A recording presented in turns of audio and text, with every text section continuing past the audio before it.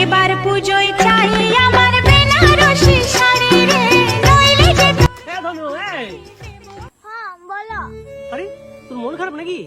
মন খারাপ লয় গো, টেনশনে আছি। টেনশন? তোর আবার কাকে নিয়ে টেনশন? আরে বাবাকে নিয়ে।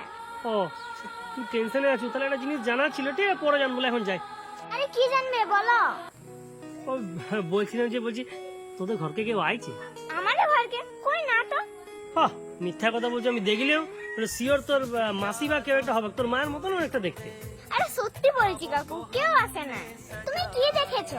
আরে আমি দেখলেও আমি একটা বিটি ছিল তোদের ঘরে ঢুকলো কালকে বিকাল দিকে, চুল বিরাট স্ট্রেট করা, একবার সারা খপ ধুবে, পুরো একবার তোমার ভুরু প্লাগ করা আছে, পুরো ঝকঝকিয়া লাগছে। কে ওটা তোর মাসি? ঠিক করে বল, আইছে লাই? হে ভগবান, তুমি কাকাকে তুলে লাও। এই তুই ওইরকম কেন কথা বলছো? আমি যাবো না তোদের ঘর, তবু ওইরকম বলিস না। আরে ওটা আমার মাসি লয় গো, ওটা আমার মা ছিল। खत्म। হ্যাঁ পূজার আগে বিউটি পার্লার থেকে ফিরছিল। ও তোর মা বিউটি পার্লার যে ফেসিয়াল করে, চুল স্ট্রেট করে, গাদা খরচা করে দিচ্ছে লাই তোর বাবার, ওই জন্যই তোর বাবার লেগে তো টেনশন হচ্ছে। আরে ওই জন্য লয় কাকু। তাহলে কি জন্য?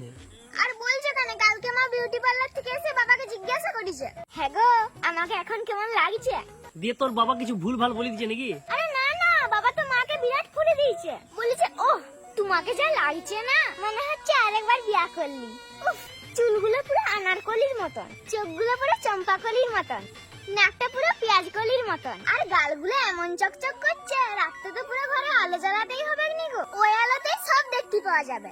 বাবারে তোর বাবা তো পুরো রোমান্টিক লোক রে, কিন্তু এগুলো তো ভালো জিনিস বলেছিল, তো ইয়াতে তোর বাবার জন্য টেনশন করার তো কিছু নেই।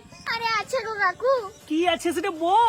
আরে রাতে খাওয়া দাওয়া হয়েছে, দিয়ে মা সব ঘরের আলো নিভিয়ে দিয়েছে। দিয়ে দিয়ে মা বাবাকে বলছে, সোনা বলো তো আমি কোথায় আছি, তুমি আমার চকচকে গালের আলোতে আমাকে দেখতে পাচ্ছ?